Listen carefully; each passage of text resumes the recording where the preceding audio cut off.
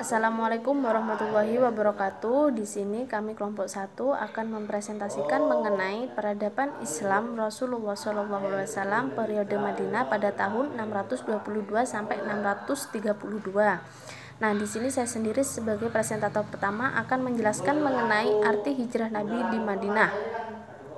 Sejarah dakwah Nabi Muhammad SAW periode Madinah disebut periode pembinaan kerajaan Allah dalam masyarakat manusia. Periode di mana Rasulullah sampai di kota Madinah dengan tujuan berhijrah setelah sekian lama perjalanan jauh dari Mekah ke Madinah. Kota Madinah dihuni oleh beragam masyarakat, mulai dari berbeda suku, etnis, hingga agama atau keyakinan, sehingga seringkali kota Madinah kerap berperang. Kedatangan Rasulullah SAW di Madinah diharapkan bisa menjadi pemersatu di antara mereka. Dalam sejarah disebutkan bahwa Rasulullah SAW berhasil membangun kota Yastrib yang biasa saja menjadi kota Madinah yang berperadaban. Periode ini merupakan periode pembentukan masyarakat yang menerapkan ajaran-ajaran Islam, meskipun di antara warganya terdapat non-Muslim. Sehingga dakwah Nabi Muhammad SAW pada periode Madinah adalah mensyiarkan Islam ke sejumlah wilayah. Menurut Syekh Muhammad Al-Khudri, Nabi Muhammad SAW berdakwah di Madinah selama 9 tahun, 9 bulan, dan 9 hari. Pada periode ini pula dakwah menjadi suatu kekuatan yang terorganisasi, dan pencapaian pada periode Madinah jauh lebih baik dibandingkan dengan periode Mekah. Periode dakwah yang berlangsung selama kurang dari 10 tahun ini mengalami keberhasilan jika dibandingkan dengan periode sebelumnya.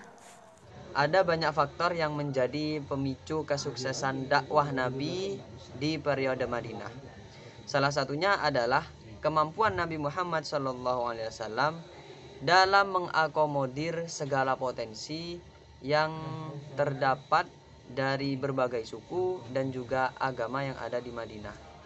Selain itu, kepiawaian beliau dalam menggunakan strategi ukhuwah Islamiyah, ukhuwah watoniyah, dan juga ukhuwah basyariyah kepada seluruh masyarakat muslim pada waktu itu juga merupakan salah satu faktor kesuksesan Nabi Muhammad dalam periode Madinah pada waktu itu. Metode dakwah yang dikembangkan oleh Nabi Muhammad SAW pada akhirnya membuahkan hasil yang baik.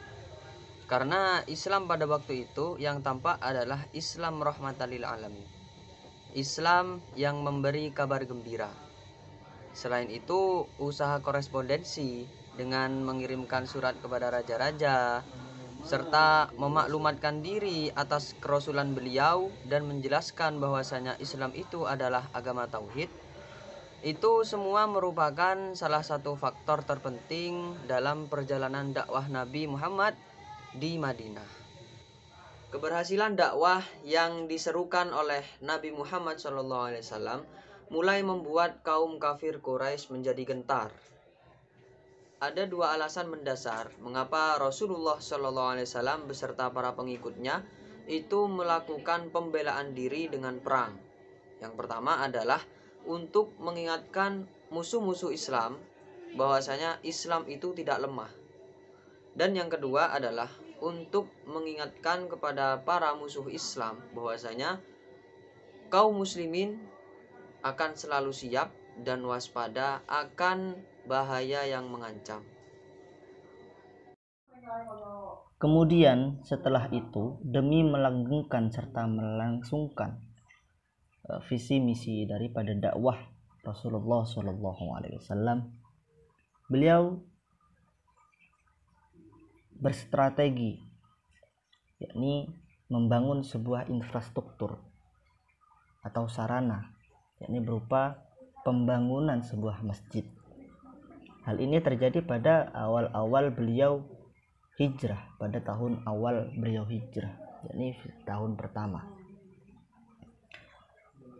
Pembangunan masjid ini beliau maksudkan tidak hanya untuk masjid ini sebagai tempat untuk beribadah saja, akan tetapi beliau juga bertujuan pembangunannya ini masjid sebagai tempat untuk melaksanakan atau menyelenggarakan kegiatan-kegiatan sosial keagamaan seperti bermusyawarah, memecahkan masalah antara masyarakat yang terjadi di masyarakat, masalah-masalah yang terjadi di masyarakat. Dan selain itu, masjid ini digunakan oleh beliau, tujuannya adalah untuk menanamkan nilai-nilai persaudaraan, persatuan dan kesatuan, juga menanamkan nilai-nilai cinta tanah air. Hal ini tidak lain dan tidak bukan bertujuan untuk atau dimaksudkan untuk menyatukan dua kubu, yakni kaum muhajirin dan ansor, yang mana sering terjadi konflik di antara keduanya. Kemudian secara sosiologi, keadaan masyarakat Madinah yang heterogen dan plural sangat memerlukan adanya sebuah persatuan dan kesatuan. Konflik-konflik yang sering terjadi di antara keduanya kerap kali dipicu karena keheterogenan dan kepluralitasan mereka berdua. Nah, dalam kajian dakwah, adanya upaya penyatuan di tengah masyarakat yang heterogen dan plural ini akan lebih memungkinkan visi misi suatu dakwah tersebut menjadi fleksibel, dakwah yang berkelanjutan, dan juga berfungsi sebagai kekuatan sosial. Nah, sifat dakwah yang seperti inilah sifat dakwah yang fleksibel, berkelanjutan. Ini akan menghilangkan praduga yang menyatakan bahwa dakwah Islam khususnya tidak dapat merekonstruksi tatanan yang sudah ada. Bahkan sebaliknya, dari sifat inilah akan lahir sebuah pesan dakwah yang independen dan efektif. Dan walhasil, bentuk nyata yang lebih konkret dan meluas dari hal tersebut, daripada sifat dakwah tersebut, adalah dengan disepakatinya sebuah perjanjian tertulis antara umat Islam dan non Muslim, yakni yang kita kenal sebagai Piagam Madinah. Apa itu Piagam Madinah? Dan apa yang ada dalam Piagam Madinah tersebut? Piagam Madinah ini merupakan undang-undang dasar tertulis pertama dalam Islam, sekaligus sebagai kerangka dasar pada sebuah negara yang berdaulat. Di dalamnya tertanam prinsip Islam yang menyatakan bahwa umat Islam ini adalah bersaudara, al-muslimuna ikhwah. Juga tertanam di dalamnya prinsip bahwasanya manusia itu berasal dari umat yang satu, ummatan wahidah. Lantas, apa dampak positif daripada penandatanganan dekret Piagam Madinah ini? Dampak positifnya adalah adanya pengakuan oleh masyarakat, oleh umat di dalam kota Madinah itu, bahwasanya Nabi Muhammad diakui sebagai kepala pemerintahan. Nah, dengan demikian, dengan pengakuan bahwa Nabi Muhammad sebagai kepala pemerintahan, Nabi secara tidak langsung memegang atau menyandang dua kekuasaan, yakni kekuasaan spiritual dan juga kekuasaan duniawi. Nah, sejak saat itulah Rasulullah SAW mulai berdakwah kepada masyarakat non-muslim dengan melalui pendekatan adopsi, akomodasi, dan seleksi. Secara teori ketiga pendekatan ini memang tidak ditemukan dalam literatur dakwah, akan tetapi Allah Subhanahu wa Ta'ala telah mengetahuinya. Dalam dalil disebutkan, apa saja yang kamu infakkan di jalan Allah, niscaya akan dibalas dengan cukup kepadamu, dan kamu tidak akan didalimi dan kamu tidak akan dirugikan. Saya Mariatul Kibtiyah T 2019-2031. Saya akan melanjutkan penjelasan dari teman-teman. Di sini saya akan menjelaskan mengenai dasar-dasar berpolitik Nabi di Madinah. Sebelumnya, seperti yang kita ketahui bahwa sejarah Nabi Muhammad SAW berdakwah ke Madinah, salah satunya adalah karena ada sahabat yang mendatangi Nabi Muhammad SAW dan mengatakan bahwa kaum Ansor dan kaum Muhajirin di Madinah sedang mengalami pertikaian dan ingin menyelesaikannya. Nah, bertepatan pada saat itu kaum muslimin di Makkah itu kurang mendapat dukungan. Maka dari itu Nabi Muhammad SAW memutuskan ingin berdakwah ke Madinah. Kemudian Nabi Muhammad SAW pun pergi dari Makkah ke Madinah. Sesampainya di Madinah, Nabi Muhammad SAW mendapat sambutan dan perlindungan dari kaum Ansor. Nah, karena inilah penyebabnya Nabi Muhammad SAW itu berani berdakwah di Madinah, karena ada kaum Ansor dan kaum Muhajirin yang menjadi pendukungnya. Kaum Ansor itu siapa? Kaum Ansor itu adalah orang asli Madinah yang beragama Islam, sedangkan kaum Muhajirin adalah orang Islam yang berada di orang Islam Mekah yang hijrah ke Madinah. Karena dukungan dua golongan inilah Nabi Muhammad SAW memberanikan diri untuk berdakwah atau hijrah di Madinah. Kemudian ada 3 dasar-dasar atau langkah-langkah Nabi Muhammad SAW berpolitik di Madinah. Yang pertama adalah pembangunan masjid yang digunakan sebagai media atau pusat dakwah Nabi Muhammad SAW beserta kaum muslimin. Masjid yang pertama dibangun adalah Masjid Quba. Seperti yang kita ketahui, Masjid Quba itu dibangun atau didirikan di atas tanah 2 anak yatim, yaitu Sahal dan Suhail bin Amr. Tapi tanah tersebut sudah dibeli sebelumnya. Kemudian masjid yang selanjutnya dibangun adalah Masjid Nabawi, yang tidak lain masjid ini juga digunakan sebagai tempat tinggal Nabi dan kedua istri Nabi, yaitu Aisyah dan Saudah, beserta kaum muslimin ketika di Madinah. Nah, pada saat masjid ini dibangun, kaum muslimin di Madinah sudah mulai sholat secara berjamaah, sholat secara terang-terangan. Dan pada saat ini pula rumusan sholat berjamaah dirumuskan secara sempurna di Madinah. Selain itu, azan juga sudah mulai dikumandangkan secara jelas di masjid-masjid. Nah, selain sebagai alat untuk ibadah atau sholat, masjid itu juga digunakan sebagai pusat dakwah Nabi. Antara lain, pusat pendidikan, pusat peradilan, lagi pusat musyawarah, dan pusat berpolitik. Di masjid ini, pada zaman itu, ketika ada momen apapun, acara apapun, ada perkumpulan apapun, itu tempatnya pasti di masjid, terutama Masjid Nabawi.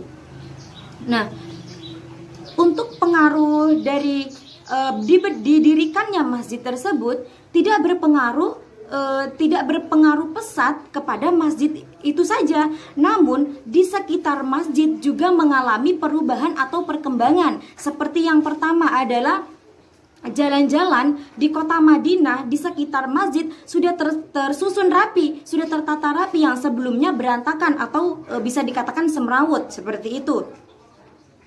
Kemudian yang kedua adalah ketika jalan-jalan itu sudah tertata rapi, tersusun rapi, para pedagang dan pemukim sudah mulai menempati jalan-jalan yang ada di sekitar masjid. Jadi tidak dapat dipungkiri pada saat ini kota Madinah itu sudah mengalami keramaian pendatang atau penduduknya di sekitar masjid tersebut. Kemudian yang ketiga adalah dibangunnya jembatan untuk penghubung daerah ke daerah yang lain. Pada saat ini sudah banyak pendatang-pendatang yang menggunakan jembatan tersebut, dan pada masa ini orang-orang itu sudah banyak memanfaatkan jembatan-jembatan tersebut dan dirasa sangat bermanfaat untuk alat transportasi mereka. Nah, dengan ramainya pembaruan di kota Madinah ini, maka banyak sekali orang yang berdatangan, entah itu tujuannya untuk berdagang atau bermukim di sana atau tujuan-tujuan lainnya. Nah, pada saat inilah kota Madinah itu dijadikan kota terbesar di Arab Saudi. Mungkin cukup sekian penjelasan dasar-dasar berpolitik Nabi Muhammad SAW di Madinah. Kemudian dasar-dasar berikutnya akan dijelaskan oleh teman saya. Selanjutnya saya akan membahas tentang al-mu'akkad, menciptakan hubungan persaudaraan. Langkah-langkah positif yang telah dilakukan oleh Nabi Muhammad adalah untuk memperbaiki kehidupan masyarakat di Madinah. Langkah selanjutnya yang dilakukan adalah langkah konkret untuk mewujudkan dan menciptakan hubungan persaudaraan antara umat Muslim pada khususnya dan umat non-Muslim pada umumnya. Langkah tersebut dilakukan antara kaum muhajirin Makkah dan kaum muhajirin Madinah. Hal tersebut juga dilakukan untuk memperkuat agama Islam di kota Madinah dan untuk menjadikan suasana yang damai dan aman. Lalu Nabi Muhammad SAW mengajak para masyarakat untuk berjanji untuk mengikat tali persaudaraan karena Allah Subhanahu wa Ta'ala. Lalu Nabi Muhammad SAW bersaudara dengan Ali ibnu Abi Thalib, Hamzah ibnu Abdul Muthalib bersaudara dengan Zaid, Abu Bakar bersaudara dengan Kharijah ibnu Zaid, dan lain sebagainya. Kemudian hari demi hari suasana sudah aman dan damai. Kaum muhajirin sudah melakukan banyak kegiatan seperti perdagangan dan pertanian. Misalnya Abdurrahman bin Auf bekerja sebagai pedagang dan Ali, Abu Bakar, dan lain sebagainya bekerja sebagai petani.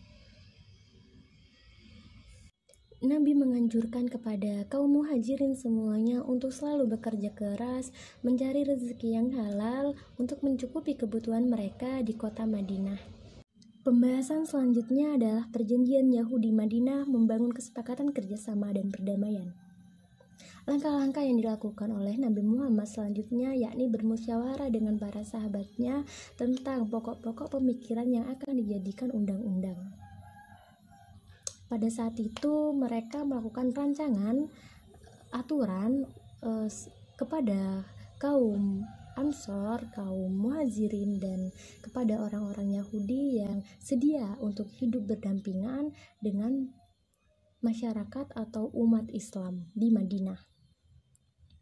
Setelah hal tersebut dilakukan, mereka membuat Piagam Madinah pada tahun 623 Masehi atau sama dengan tahun kedua Hijriyah.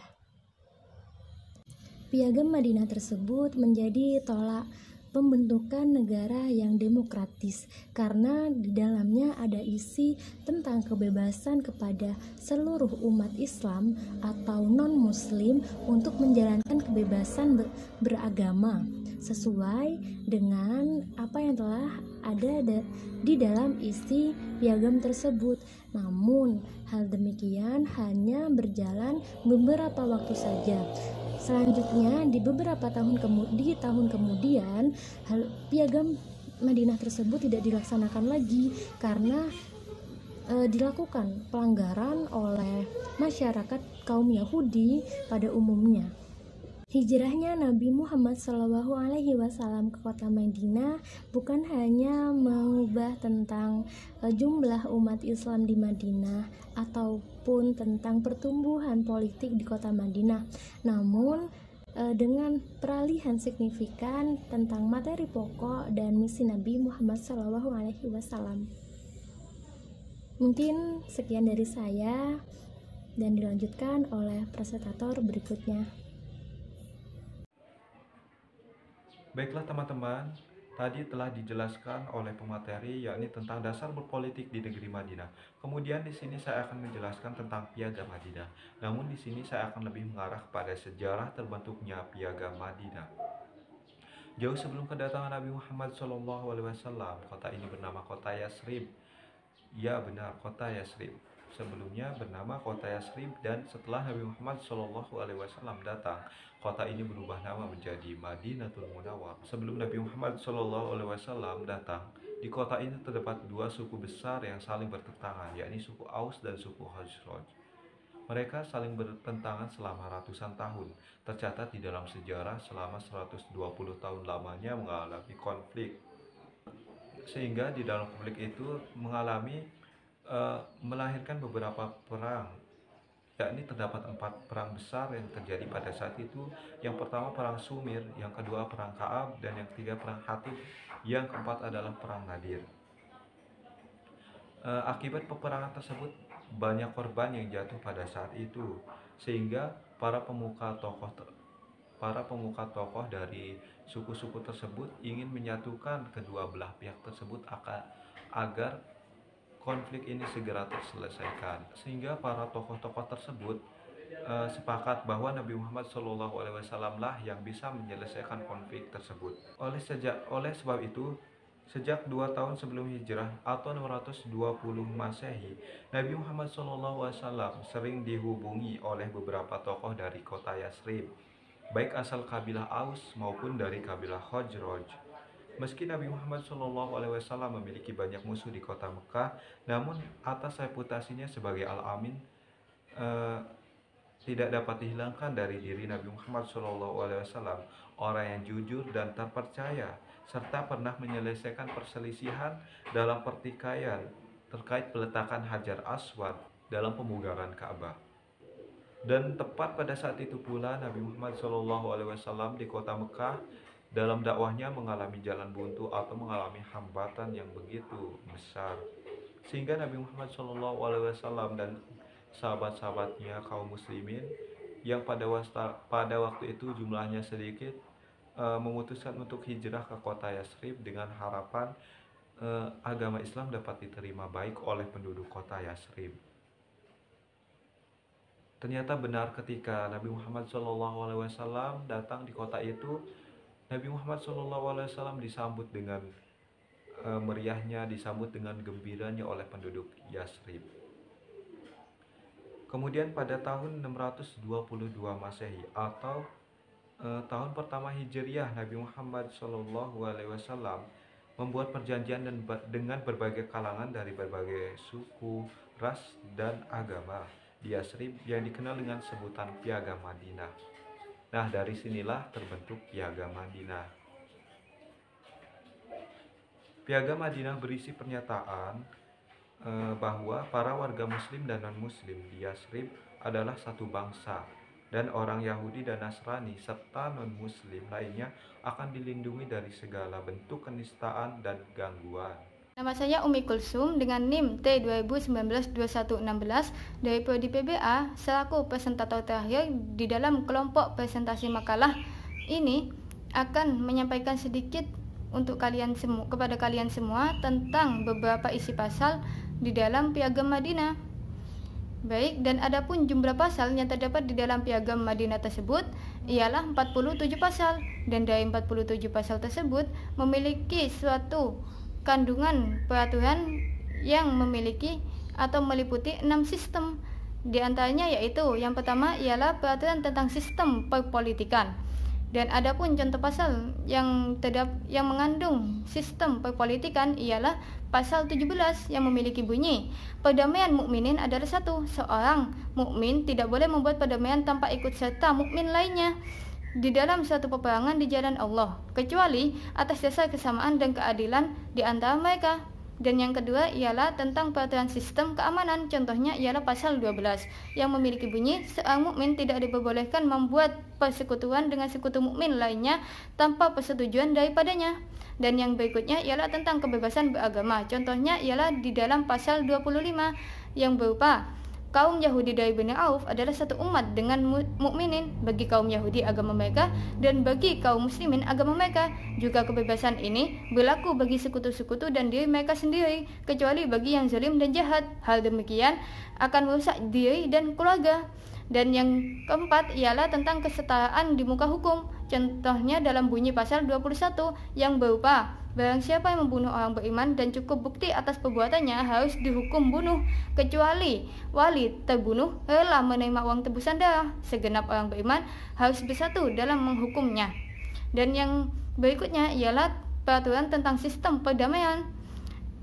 Contohnya yang terkandung di dalam pasal 20 yang berbunyi orang musyrik Yathrib atau Madinah dilarang melindungi harta dan jiwa orang musyrik Quraisy dan tidak boleh bercampur tangan melawan orang beriman. Dan yang terakhir ialah tentang peraturan sistem pertahanan. Contohnya di dalam pasal 18 yang berupa setiap pasukan yang berperang bersama harus bahu-membahu satu sama lain.